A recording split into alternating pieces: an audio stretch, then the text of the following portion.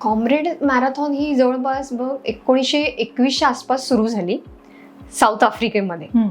आणि तेव्हा लोकांना माहितीच नव्हतं की असं पळणं धावणं काय असतं. मग जेव्हा सेकंड वर्ल्ड वॉर झालं तेव्हा त्यांच्या सैनिकांच्या प्रित्यर्थ, त्यांच्या आठवणी प्रित्यर्थ ही मॅरेथॉन सुरू केली. आणि पीटर्सबर्ग पासून ते पळायचं 90 किलोमीटर अशी ही त्यांची धाव सुरू झाली.